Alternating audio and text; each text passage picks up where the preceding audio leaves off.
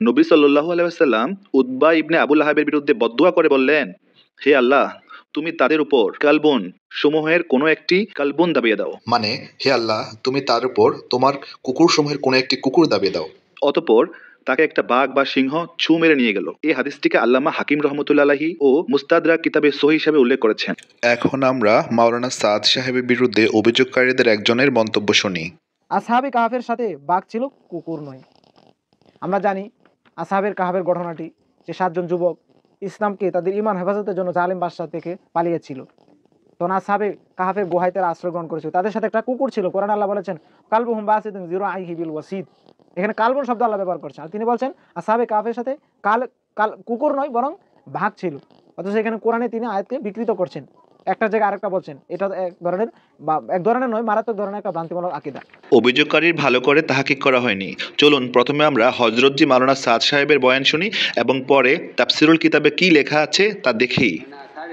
अल्लाह ताला ने फरमाया कि ईमान लाने वाली जमात है और हिदायत में आगे बढ़ने वाली जमात है और दिलों को हमने इनके जमा दिया है, रबतना अला कुलूबिहिम, और सूरज इनके गार से रास्ता काट के निकलता है कि इनकी नींद खराब ना हो, और रुअब से, और वहां एक शेर को बिठाकर इनकी मदद की गई है। यहाँ शेर हिफाजत के लिए शेर है, कुत्ता नहीं, शेर। অভিযোগকারীর ভাষায় মাওলানা সাদ সাহেব দামাত বারাকাতুমের ভুল। আসহাবে কাহাফের সাথে বাঘ ছিল, কুকুর নয়। আসুন আমরা বিষয়টি তাহকিক করি। তাফসিল 1, আল্লামা বাগাবী রহমতুল্লাহ আলাইহি তার তাফসিরের কিতাবে উল্লেখ করেন, অধিকাংশ মুফাসসিরগণ এই মতের উপর যে আসহাবে কাহাফের সাথে যে প্রাণীটি ছিল সেটি কুকুর জাতের ছিল। আল্লামা ইবনে জুরাইজ রহমতুল্লাহ আলাইহি থেকে বর্ণিত সেটি বাঘ ছিল। আর আসাদুন মানে হচ্ছে সিংহ, কে এখানে কালবুন মানে কুকুর এর নাম দেওয়া হয়েছে। আর এটা এই জন্য যে নবী সাল্লাল্লাহু আলাইহি ওয়াসাল্লাম উতবা ইবনে আবু লাহাবের বিরুদ্ধে বদদুয়া করে বললেন, হে আল্লাহ, তুমি তাদের উপর কালবুন সমূহের কোনো একটি কালবুন দাবিয়ে দাও। মানে, হে আল্লাহ, তুমি তার উপর তোমার কুকুর সমূহের কোনো একটি কুকুর দাবিয়ে দাও। অতঃপর তাকে একটা বাঘ বা সিংহ ছু মেরে নিয়ে গেল। এই হাদিসটিকে আল্লামা হাকিম রহমতুল্লাহ আলাইহি ও মুস্তাদরাক কিতাবে সহিহ হিসাবে উল্লেখ করেছেন 2-539। আল্লামা জাহাবী রহমতুল্লাহ আলাইহি ও সহিহ বলেছেন। আল্লামা ইবনে হাজার আসকালানি ফাথুর বাড়িতে এই হাদিসটিকে হাসান বলেছেন 4-39। 2, তাফসিরে রুহুল বয়ানে আছে, হায়াতুল হায়ানে আছে, অধিকাংশ মুফাসসির এ মতের উপর যে আসহাবে কাহাফের কুকুরটি কুকুর জাতীয় ছিল। আল্লামা ইবনে জুরাইজ রহমতুল্লাহ আলাইহি থেকে বর্ণিত সেটি বাঘ বা সিংহ ছিল। আর আসাদুনকে এখানে কালবুনের নাম দেওয়া হয়েছে। আর এটা এই জন্য যে নবী সাল্লাল্লাহু আলাইহি ওয়াসাল্লাম উতবা ইবনে আবু লাহাবের বিরুদ্ধে বদদুয়া করে বললেন, হে আল্লাহ, তুমি তার উপর তোমার কালবুন কুকুর সমূহের কোনো একটি কালবুন কুকুর দাবিয়ে দাও।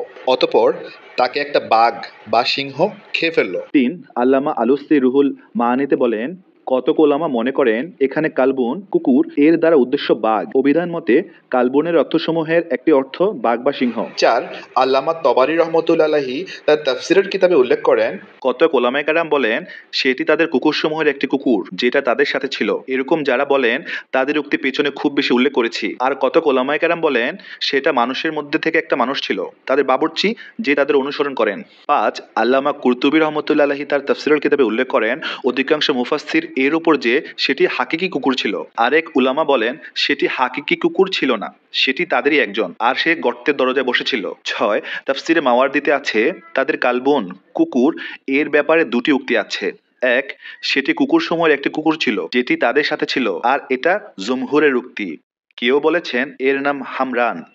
2, সেটি মানুষের মধ্য থেকে একটা মানুষ ছিল, সে তাদের বাবুর্চি ছিল এবং তাদের অনুসরণ করেছিল।